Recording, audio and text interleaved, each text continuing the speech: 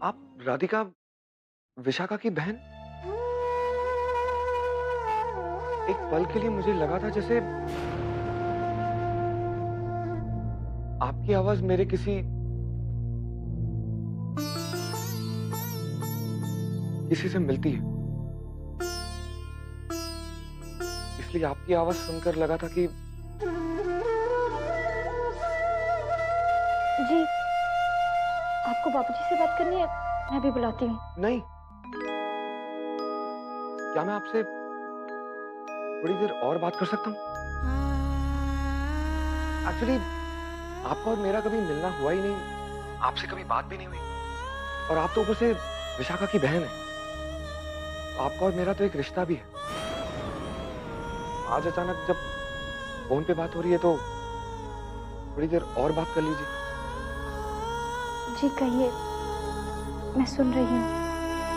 आपने भी देखा होगा कैसे हर बार आपसे मिलना नहीं हो पा रहा। मुझे तो लगने लगा था जैसे आप मुझसे मिलना ही नहीं चाहती। ऐसी बात नहीं है। तो फिर शायद भगवान हमें मिलवाना नहीं चाहते। पूरा एपिसोड देखिए ZEE5 पर। आपने घर फोन किया था? जी, मैंने पूछा आपने मेरे घर फोन किया था? हाँ। तो आपने बता दिया माँ बाबूजी को हमारे अमेरिका जाने के बारे में? नहीं, वो मैं जानती थी आप मेरे माँ बाबूजी को कभी फोन करेंगे ही नहीं। आप उन्हें बताना ही नहीं चाहते हमारे अमेरिका जाने के बारे में। आपने तो बस एक जिद ठान ली है कि आपको अमेरिका जाना है। बाकी लोगों से आपको क्या मतलब है? ऐसी बात नहीं है, मैंने फोन किया। तो फिर क्या बोले माँ बाबूजी? फोन तो किया था मगर बात नहीं हो पाई। क्या घर पर कोई नहीं था? नहीं। पता नहीं कहाँ घूमते रहते हैं सारा दिन ये लोग। देखो, मैं थोड़ी देर बाद फिर से फोन ट्राई करूंगा। जी अच्छा, पर आज के आज ही उन्हें बता दीजिए।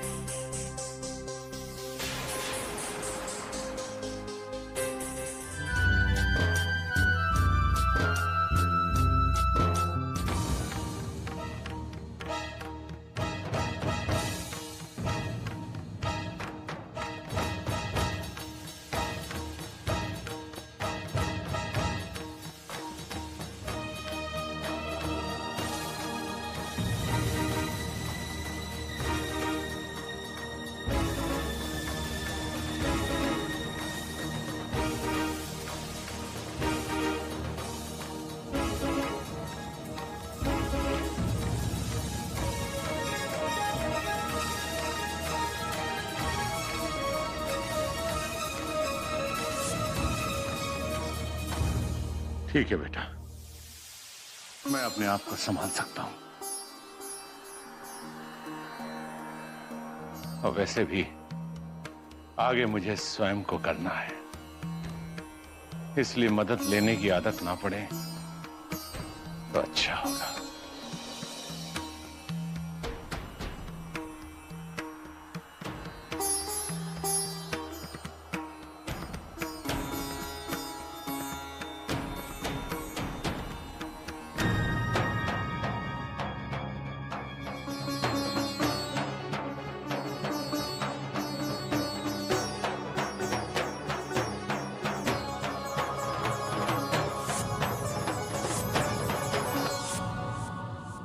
हमने कहा ना देव,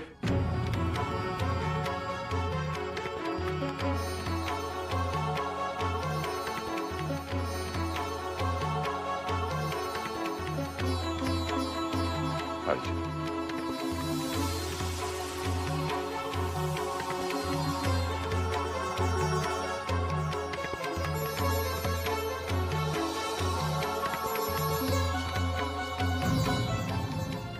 सुनिए,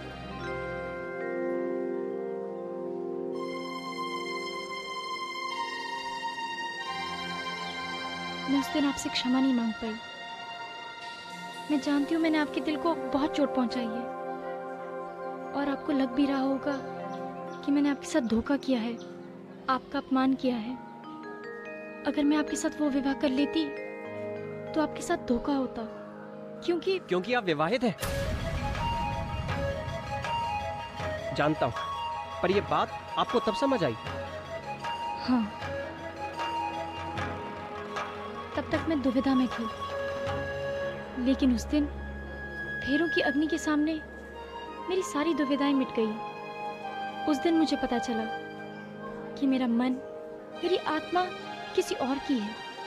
और आप ही बताएं, सब जानते हुए क्या मैं आपके साथ न्याय कर पाती?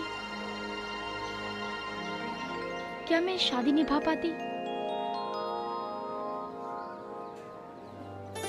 मैं आपकी बात समझता हूँ। आपके मन की सच्चाई आपकी आंखों में दिखती है। मैं आपका बहुत आदर करता हूँ, सच कहता हूँ।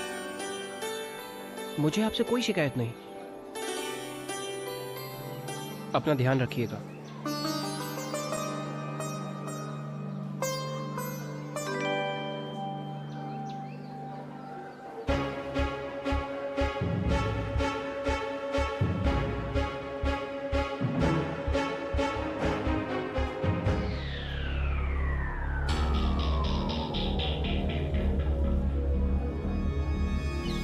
क्या हुआ पंडित जी? क्या हुआ? आइए मैं बताता हूँ क्या हुआ। आइए मेरे साथ।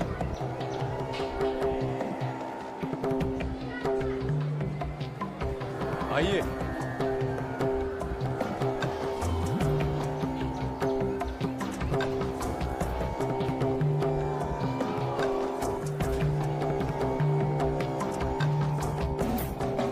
ये देखिए, ये देखिए, इसकी मांग में सिंदूर क्या कर रहा है।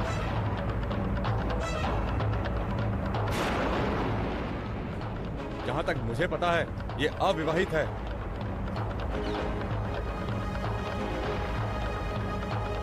हाँ, संसार के लिए ये अविवाहित है, परंतु इसने अपने आप को कान्हा की भक्ति में इतना समर्पित कर दिया है कि ये स्वयं को कान्हा की ब्याहता मानती है।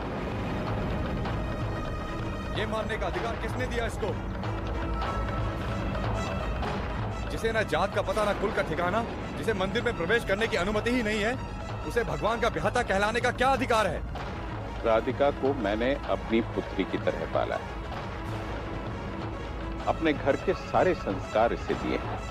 संस्कारों की दृष्टि से ये हमारे कुल की ही है। कान्हा की भक्ति में लीन होकर यदि स्वयं को कान्हा की ब्याहता मान रही है, तो इसे स्वयं कान्हा की इच्छा मानकर मैं इसे स्वीकार करता हूं। शास्त्री जी, अरे ये तो अपनी सुध-बुध खो बैठी है, मगर आप तो होश में हैं। आप ये क्या कह रहे हैं? मैं जो कुछ कह रहा हूं, उसका बोध मुझे है। मैं आप सब लोगों से अनुरोध करता हूं कि कृपा करके राधिका के इस निर्णय को स्वीकार कर लें और उसे उसी प्रकार का जीवन जीने दें जिस प्रकार का जीवन ये जीना चाहती है।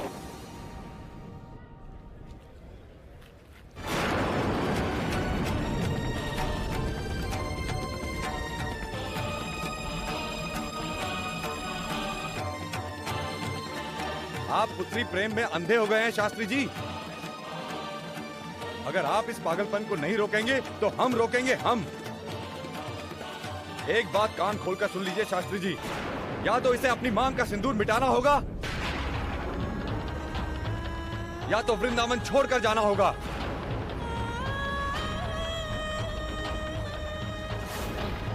क्यों भाइयों? इसको वृंदावन छोड़ के जाना होगा। इसको अपनी मांग का सिंदूर मिटाना होगा या फिर इसको वृंदावन छोड़ के जाना होगा। इसको अपनी मांग का सिंदूर मिटाना होगा।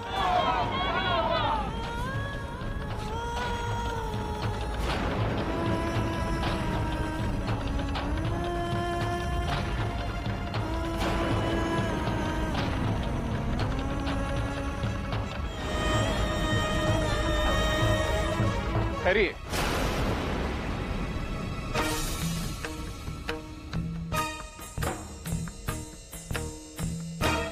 ऐसा अधर्म ना कीजिए।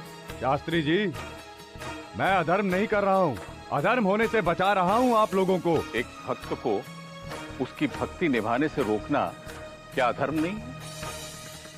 वो भी उस प्रभु की भक्ति को जिसने जात कुल को कोई महत्व ही नहीं दिया। स्वयं एक ग्वाले का जीवन जिया और सदियों तक अपने भक्तों का मान बढ़ाया। चाहे वो चोखा मेला हो या पुनरिक, जब स्वयं ईश्वर ने अपने भक्तों में कोई अंतर नहीं किया तो हम कौन होते हैं?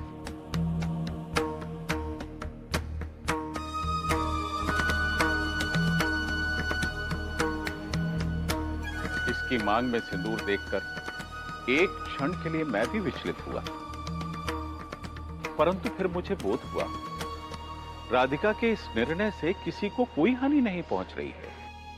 ये तो इसकी भक्ति की चरम सीमा है। ये अधिकार इसे इसकी भक्ति ने दिया है। मैंने समाज के नियमों का सदा ही आदर किया है और इसी कारण राधिका को कभी मंदिर में प्रवेश नहीं करने दिया। आप लोग तो शास्त्री जी को सालों से जानते हैं, फिर आपको शास्त्री जी की बात समझने में इतनी मुश्किल क्यों हो रही है? पहली बात जो मैंने राधिका के बारे में सुनी वो ये थी कि राधिका से बड़ा काना भक्त पूरे वृंदावन में कोई नहीं। आप राधिका या राधिका के परिवार को वृंदावन से तो बाहर कर सकते हैं, मगर क्या आप ऐसा करके राधिका के मन से काना भक्ति दूर कर सकते हैं? बताइए, क्या आप लोग राधिका के मन से काना भक्ति बाहर कर सकते हैं?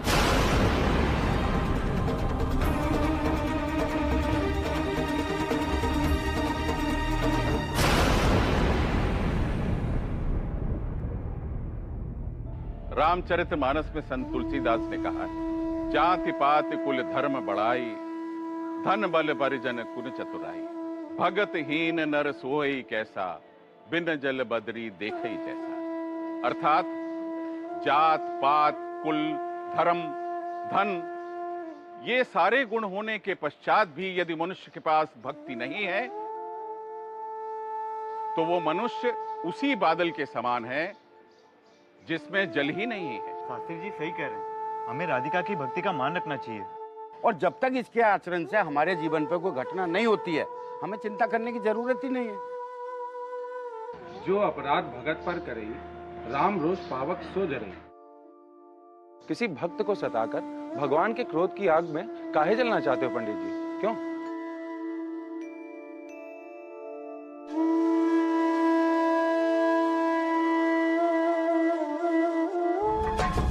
हो गई तो को तसल्ली?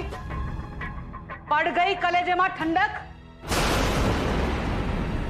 जाने घाट क्रोध का किया है वो लल्ला पर। तोरी वजह से आज ब्रिज छोड़ने को राजी हो गया। ब्रिज छोड़ने से पहले मैं तो को जमुना जी में डुबाई कर रहूंगी, याद रखियो। बस कीजिए अम्मा जी। तू तो बीच में बोलियो ही मत। तोरी वजह से ये सब हो रहा है। और किया जा बिचिया बिचिया बोला पाला है तो सजा तो मिलेगी ना।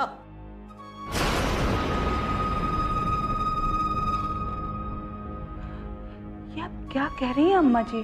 मोर कहे का कुछ असर होता है का? अब मैं बिना कहे अपनी बात मनवाऊंगी जब तक राधिका अपनी मांग से सिंदूर ना पूछेगी। मैं मौन व्रत रखूंगी।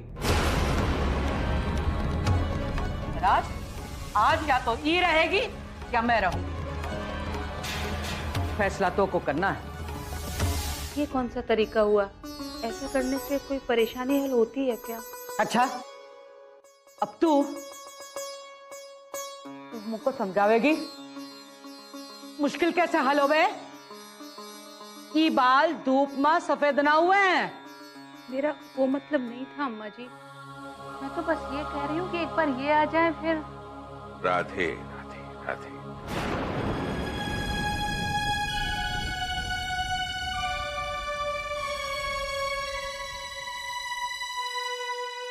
अम्मा, ये भूमि पर क्यों बैठी हैं आप?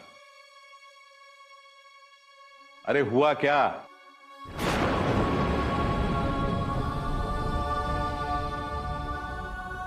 जी वो अम्मा जी ने मौन व्रत रखा है। कह रही हैं जब तक राधिका अपनी मांग का सिंदूर नहीं पहुंचेगी वो मौन ही रहेगी।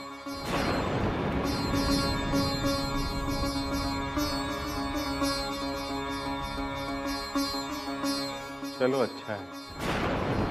वैसे भी अम्मा कोई व्रत तो रखती नहीं, मौन व्रत रखेंगी तो कुछ दिनों तक आप शब्द नहीं बोलेंगी। अरे देवकी जी, वो शाला वाले चौरसिया साहब के यहाँ सुंदर कांड का पाठ, हमें वहां जाना। अम्मा, आप सुंदरकांड में नहीं जाएंगी? अरे आपको तो बहुत अच्छा लगता है सबके साथ बैठकर चौपाई गाने में, पर अब राधे राधे। चलिए देवी जी, जल्दी से तैयार हो जाए।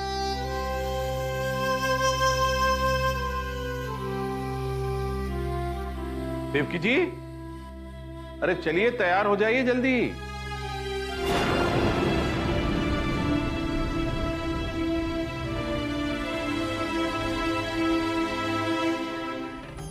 किसे फोन कर रहे हैं? माँ बाबूजी को? नहीं, वो एजेंट को कॉल। मैं तो पहले से ही जानती थी कि आप माँ बाबूजी को फोन कभी करेंगे ही नहीं, क्योंकि आप तो उन्हें बताना ही नहीं चाहते हमारे अमेरिका जाने के बारे में। अरे एजेंट तो अपना काम कर रहा है, पर आप अपना काम। मेरा मतलब है कि आप अपना काम कीजिए ना। मेरे माँ बाबूजी को फोन कीजिए अभी।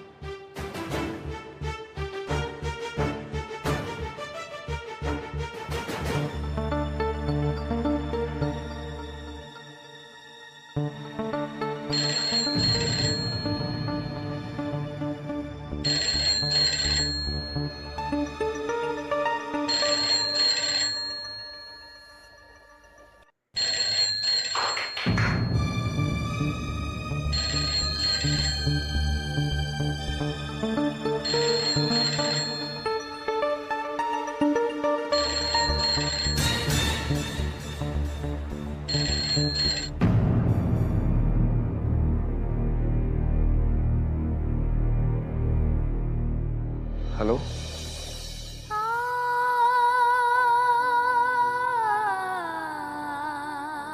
हेलो,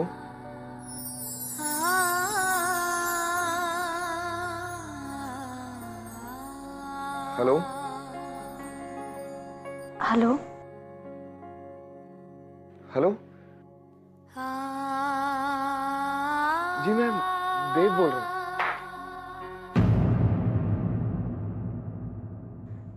जी नमस्ते। कैसी हैं आप? मैं ठीक हूँ।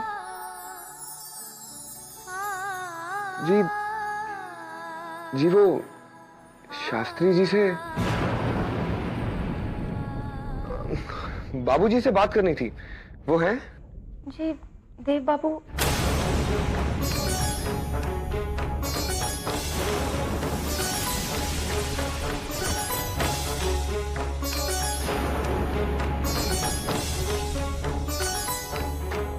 बाबूजी हैं? जी नहीं।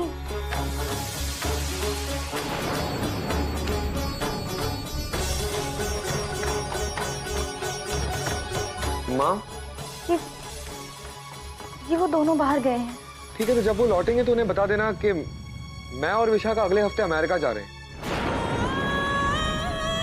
हमेशा के लिए।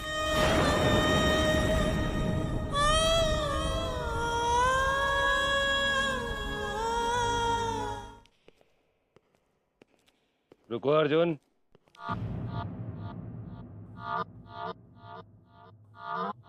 बाबूजी,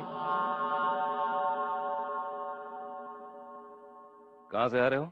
वो बाबूजी एक्चुअली मैं ये समय है शरीफ लोगों के घर लौटने का।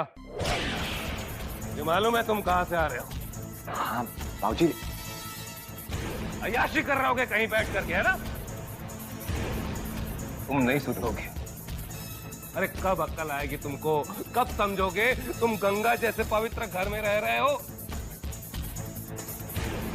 बाबूजी मेरी बात तो सुनिए। अरे कब सुनिए तुम? चाची माँ देख रही हैं आप? बाबूजी इतना बदतमीजी करने के बाद में अपना बात सुनाएगा तू? कहा सुनाएगा तू हमको? कहा सुनाएगा? कहा हम तो का जानते नहीं है? अरे शरीर का मैल तो कम से कम धोने से चला जाता है, लेकिन बुरी आदत कभी नहीं जाती। तुम बहुत बुरे इंसान। बस बाबूजी।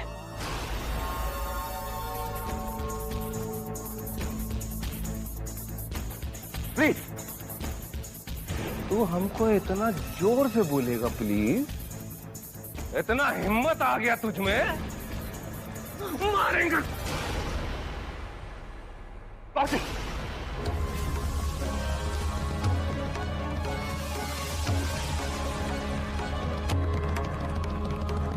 पूरे परिवार वालों के सामने अगर आपने मुझे गलत साबित कर दिया तो जो आप कहेंगे ना मैं वो करूंगा। जो सजा देंगे मैं वो चाहूंगा। लेकिन सिर्फ एक बात सुन लीजिए। कहो अर्जुन। विवेक भैया, क्या मेरे मुंह से बदबू आ रही है?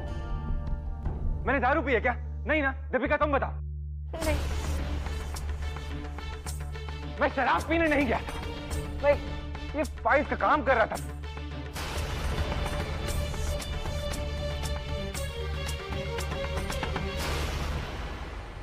ये फाइल तो मंदिर पुनर्वास की फाइल है। जी हाँ ताऊ जी। मैंने आज कॉन्ट्रैक्टर को बुला के इनकी सारी प्रॉब्लम सॉल्व कर दी। 3 महीने बाबूजी, सिर्फ 3 महीने। 3 महीने और ये मंदिर खड़ा होगा। ये काम करने गया था बस मैं। अर्जुन तुम काफी थक गए हो, जाओ जाकर अपने कमरे में आराम करो। थैंक्स लॉट ताऊ जी। बाबूजी I'm sorry बाबू।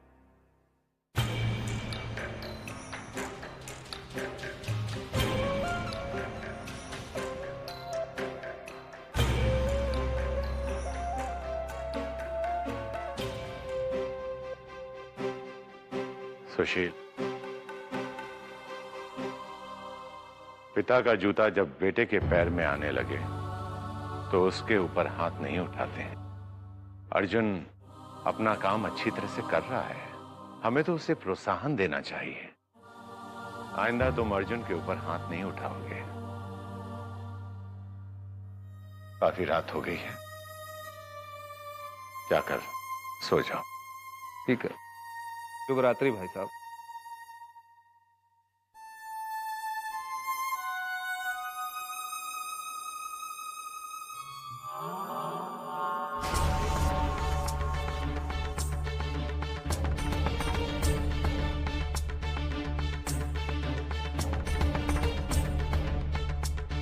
हे अर्जुन,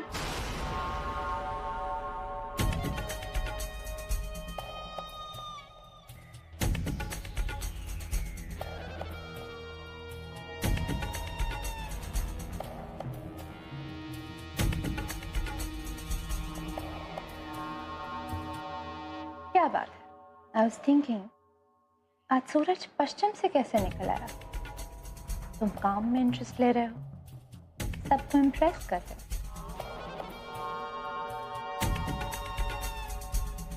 ये तो कुछ भी नहीं है। आगे आगे देखिए होता है क्या। ये तो सिर्फ शुरुआत है। मैंने सुना सुबह आरती में भी पहुंच गए।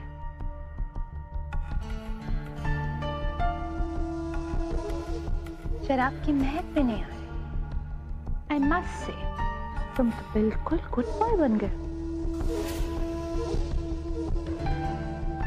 ऐसी तो कोई बात नहीं। आपके लिए तो मैं बहुत अच्छा वाला बैड बॉय बन सकता हूं। मौका तो दीजिए। मौका भी मिलेगा। तुमने सुना नहीं, सब्र का फल मीठा होता है।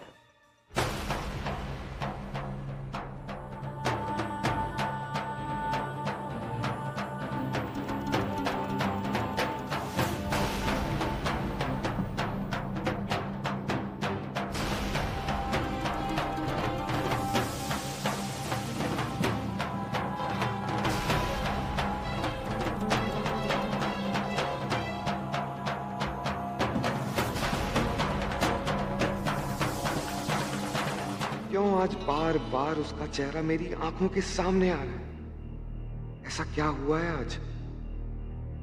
सिवाय इस बात के कि मैंने एक आवाज सुनी है, बिल्कुल उसकी आवाज जैसी। कहीं वो नहीं, मैं ऐसा सोच भी कैसे सकता हूं? इससे पहले कि मेरा दिल मेरे दिमाग पर हावी हो जाए, मुझे यहां से चले जाना होगा, दूर, बहुत दूर। क्यों जा रहे हैं वो इतना दूर?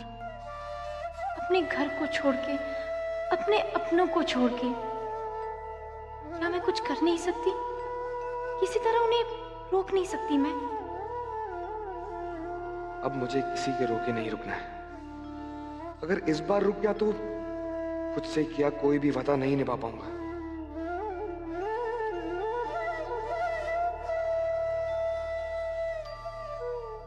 मैंने वादा किया है कि मैं विशाखा और उनके बीच कभी नहीं आऊंगी। क्यों फोन कर रहा हूं मैं उसे? ऐसी आवाज सुनने के लिए जो मेरे प्यार की नहीं है, सिर्फ उसकी आवाज से मिलती है। ये कैसा पागलपन है? क्यों मैं खुद को समझा नहीं पा रहा हूं? कोई कुछ भी कहे, मेरे लिए वो मेरे पति हैं।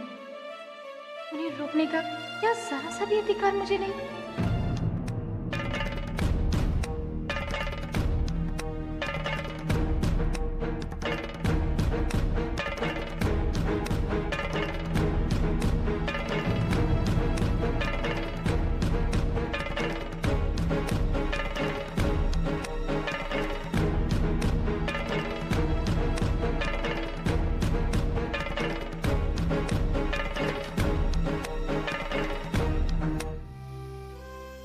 देवकी जी, आज केशव बाबू के साथ बातें करके बहुत अच्छा लगा।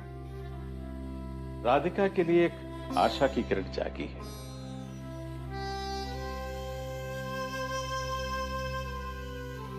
देवकी जी, कुछ सोच रही हैं आप? जी कुछ नहीं, शायद थोड़ी थकान होगी। कुछ कह रहे थे आप? मैं कह रहा था कि केशव बाबू से बातें करके आज बहुत आनंद आया। वो राधिका से मिलकर उसे सन्यास और भक्ति के बीच का अंतर समझाना चाहते हैं। बस अब सब कुछ ठाकुर जी के हाथ में है।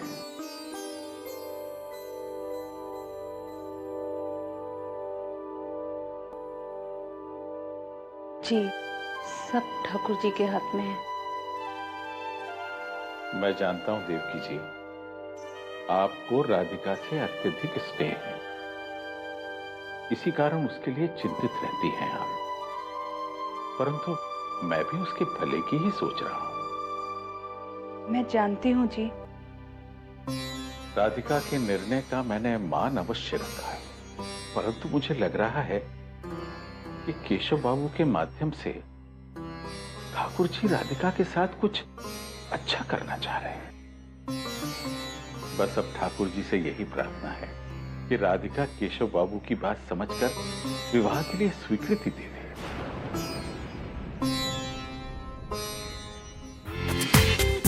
पूरा एपिसोड देखिए ZEE5 पर।